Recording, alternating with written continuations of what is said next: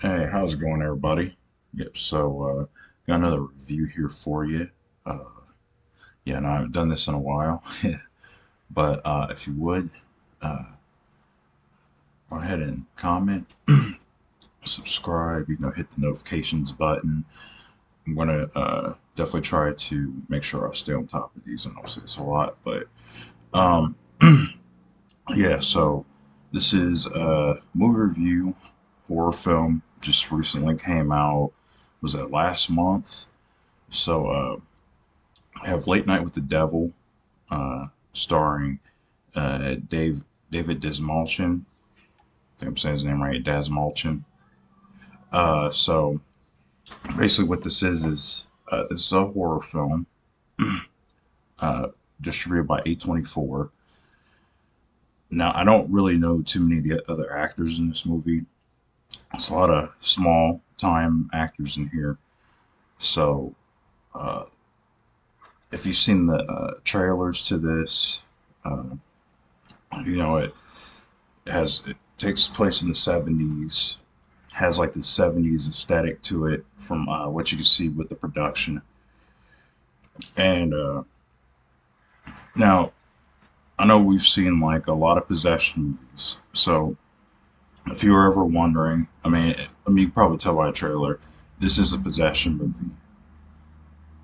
And but the one thing that makes this possession movie particularly interesting, at least in my opinion, is the fact that it actually takes place in a live studio, um, and you're surrounded by people. So it's not like one of those contained films that you always get, like The Exorcist.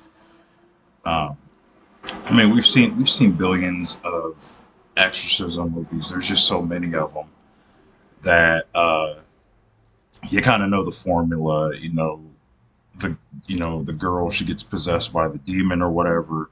She's talking in weird she's talking in foreign languages, all that craziness. So every pretty much your typical your typical possession film. But this one, so it takes place in the 70s. It does some really crazy stuff. So like this one, I'm gonna lie, this movie really stuck with me. I wasn't really sure what to expect. I know I kept hearing like really good reviews about it. Everybody kept saying it's the best horror film of 2024. So I wasn't really sure, like, everybody says, oh, this is the best movie, this is the best movie or whatever. So you can't really go off of certain things. People, they usually overhype certain films and stuff. And so this movie, the thing about it is, again, it is a late night show type movie. So you're watching, like, it's almost like you are actually watching a show from the 70s. They have like the weird colors, the golds and browns and stuff like that. Everything was like gold and brown back in the 70s for some bizarre reason. So so you have all that that color on it. And the I thought the whole cast in here was pretty good. I really like the stage. It was kind of like a best friend to him, I guess. He was like a stage manager or his co-host. Uh, and then he has like this slew of people come in. So he has like a medium come in. It's a medium. Uh, it's a was a magician, and the magician, he's going to get on your nerves a little bit. I'm not going to run too much, but he's going to get on your nerves. He's just a really huge skeptic, and you'll kind of see it later too. The little girl that plays Lily, she's pretty good as well too, and her the psychiatrist lady that comes in with her. This movie is just very. This movie surprised me. I did not expect it to be as good as it was, because like it does things to. This is just a really. It's a very creative horror film. Like this is probably the. I think I'm trying to even think too. This might be the most creative horror film I've ever seen. Like it's very creative. Uh, it's the way they play with lights, sounds, certain like effects, uh, and then not only that too, like just the actors, like they do some really cool stuff in here that it makes you it starts to make you question reality at times too. Like it starts to make you question like is what you're seeing real or it's just like a stage trick or something. So no, I really did enjoy that as well too. And and I gotta talk about Dave Desmalchin. This dude is so underrated. Like it's ridiculous. Like give this man deserves an Oscar for this movie. I am so serious. Um, because I was talking to my wife about it. I was like, this dude is always playing like a weirdo or a crazy person. So it was just nice to see him just play a regular guy, you know, who's trying to basically save his he's doing whatever he can you know out of desperation to save his show. You know, his show it's you know it's getting outdone by Johnny Carson. So he's on the danger. Pretty much his show is on the verge of becoming syndicated. So in order for that to not happen, not go into syndication, he has to he basically does something super desperate in order to keep the ratings up, keep his show going, and of course beat Johnny Carson. So but yeah, David Dell's Mulchin, that dude is phenomenal in this. Like Oscar season, I at least want to see him get nominated. Like even if he doesn't win, like he deserves the nod for real. He was so good in this from start to finish.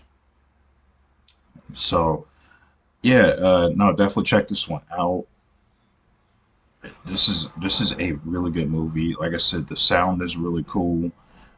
This feels like a again the way it's filmed. It is filmed like you're actually watching a talk show, like you're watching a live talk show. So but back in the '70s. So that's pretty nice. And the movie never got slow. It never got boring. I think it's only an hour and a half too. It's not even that long. It's just a full length. It's just a regular length film. But even during the slow parts of the movie are the most. I think the most unsettling, to be honest. I think the slow parts are actually, and it's the way they set it up too. Like because the dudes that directed this, I think they're brothers. I think they're both. I just looked it up. I think they're brothers. Uh, yeah, Cameron Carnes and Colin Carnes.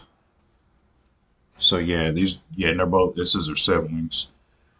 So no, these two brothers did a really good job on this.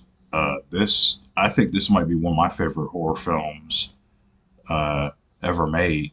Seriously, I've just never.